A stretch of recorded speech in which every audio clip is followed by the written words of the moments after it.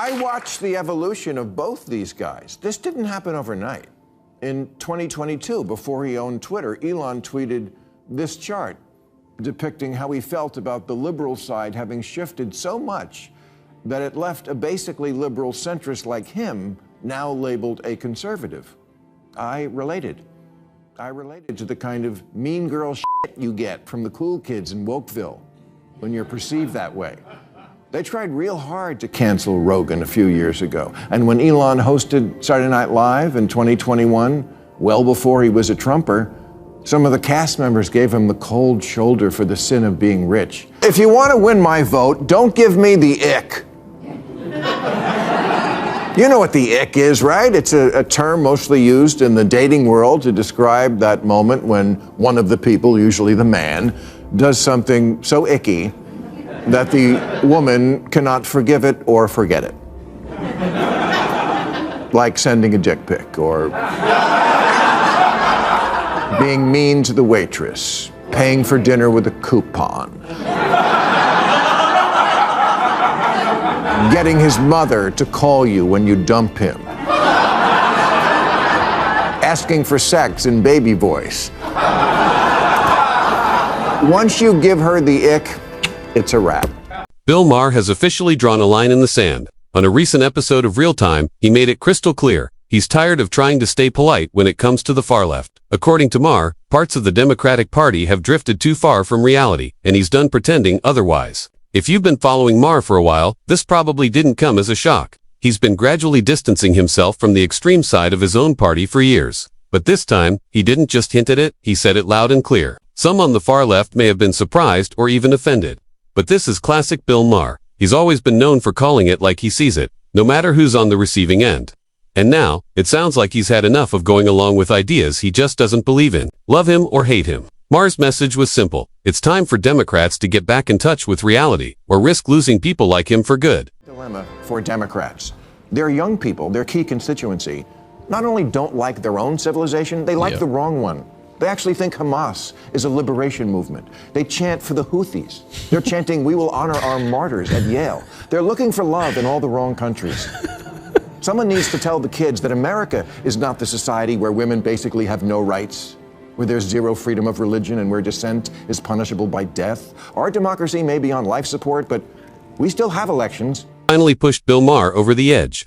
In plain terms, he's had enough of the far left going off the rails. For years, Maher's been warning fellow Democrats that the party is drifting too far from common sense. But his concerns kept getting ignored now. He's not just talking about flawed ideas, he's talking about full-blown extremes. He's fed up with what he sees as a movement that's teaching young people to feel ashamed of their own country and applauding governments that don't support freedom or basic rights. To Maher, this isn't progressive, it's destructive. And on his latest show, he didn't hold anything back. No filters, no sugarcoating, just straight talk. Whether you agree with him or not. It was one of those moments that felt honest, direct, and long overdue. Coachella this year, when an Irish rap group projected onto screens, Israel, free Palestine, got big applause.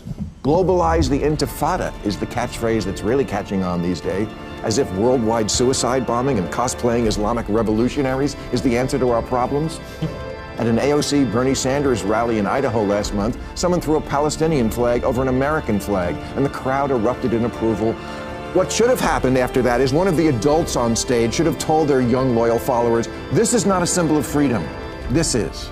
The frustration on Bill Maher's face as he called out Bernie Sanders and Alexandria Ocasio-Cortez by name. His message, today's younger Democrats are losing pride in American and their leaders are making it worse. Maher said, instead of uniting people, Sanders and AOC are stirring up anger and pushing the party further into chaos. He accused them of walking away from the core values that once made the country strong, like unity, reason, and resilience. This wasn't just a rant, it was personal.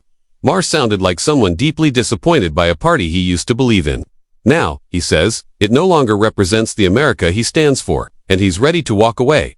Leaders in the Democratic Party keep encouraging and not rebuking the idea that America is cringe and the people who run Gaza are great. The Democrats are doomed. Alyssa Slotkin's right. Liberals are weak and woke, especially the white ones, and they indulge all sorts of nonsense from their kids, a pattern that then continues on in the Democratic Party. Last election, it was all the gender stuff, the insistence that men can have babies and such, and now I fear that we like the terrorists is the new that.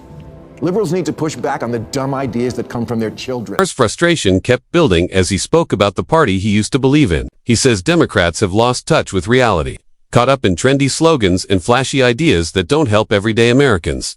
He singled out Alexandria Ocasio-Cortez's so-called economic revolution, calling it a recycled version of failed socialist ideas. In Maher's view, her promises aren't practical, they're dramatic, unrealistic, and don't hold up in the real world. What bothers him even more, party leaders aren't questioning it, they're promoting it. He's stunned that AOC is already being talked about as a future star for 2028. To Maher, this isn't strong leadership, it's political theater. A party once proud of its working-class roots is now chasing attention online. And that, he says, is the final straw. For next. Never too early to strategize. Democrats have been having a lot of donor retreats lately where liberal strategists hold ideathons, where they try to figure out why they keep losing elections.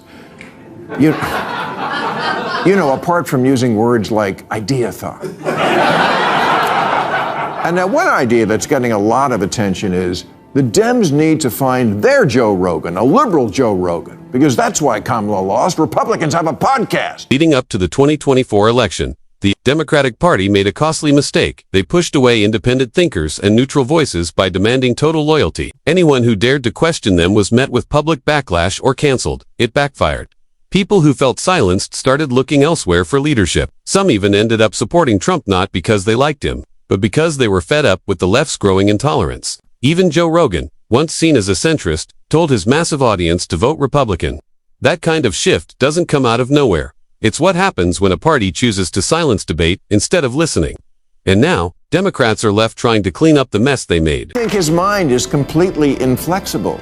His neck, yes. But not his mind. And he's expressed unease with some things Trump is doing, as has a certain disgruntled former employee named Elon Musk, who, like Joe, is another guy who 5 years ago was thought of as a liberal, but got driven into the other camp by bad attitudes and bad ideas, a reversal I completely understand, although I would never emulate. I also see the woke mind virus. I just don't jump from frying pans into fires.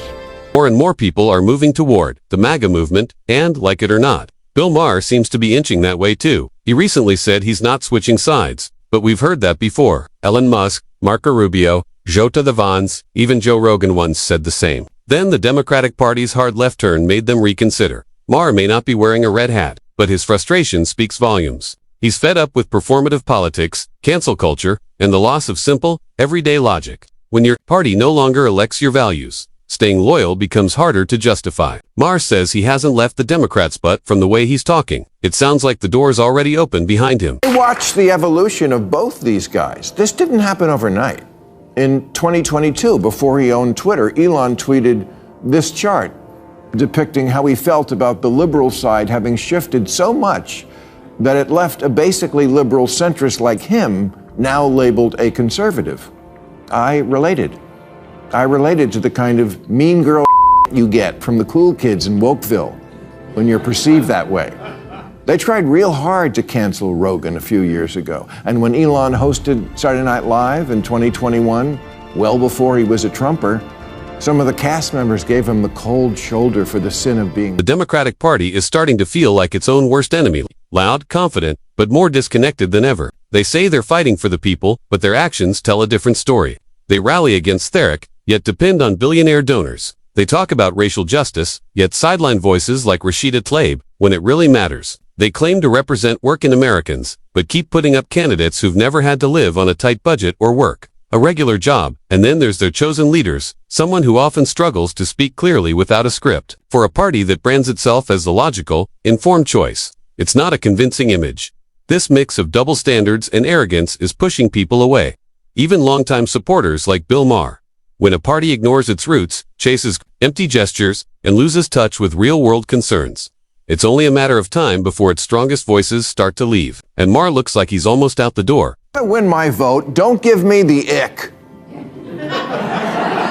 You know what the ick is, right? It's a term mostly used in the dating world to describe that moment when one of the people, usually the man, does something so icky that the woman cannot forgive it or forget it. like sending a dick pic or being mean to the waitress, paying for dinner with a coupon, getting his mother to call you when you dump him, asking for sex in baby voice. Once you give her the ick, it's a... How much more proof do you need that Bill Maher is done? At this point, it feels like he's practically begging the Democrats not to lose, him warning them for years. Don't push me away if you still want my vote. But now, something's different. You can hear it in his voice. He sounds tired. The jokes are still there, but the tone has changed, sharper, more frustrated, and stripped of patience. He's no longer just irritated. He's exhausted. Tired of trying to bring reason into a party that no longer wants to hear it. Tired of pretending the far left hasn't taken control of the narrative and the truth. He doesn't sound like someone holding out hope. He sounds like someone who's already moved on. Maher isn't trying to fix things anymore. He's just explaining why he's walking away. A couple of weeks ago, Bobby Kennedy, scion of the most storied dynasty in Democratic Party history, dropped out of the presidential race and threw his support not to the Democrat, but to Trump. And everyone all at once said the same thing. Bobby Kennedy did something weird?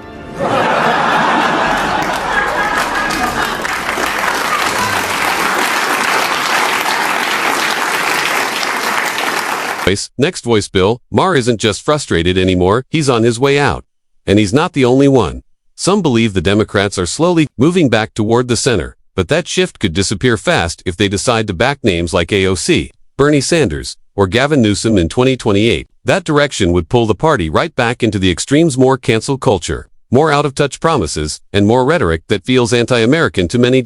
If that's where they're headed, they won't just lose Maher, they'll lose some moderates, independents, and key swing voters, the ones they need most to win elections. That's not progress. That's self-sabotage. Maher's message reflects what a lot of traditional liberals are feeling. The party they trusted is no longer grounded in reality. And if Democrats don't listen soon, those warnings won't just get louder, they'll turn into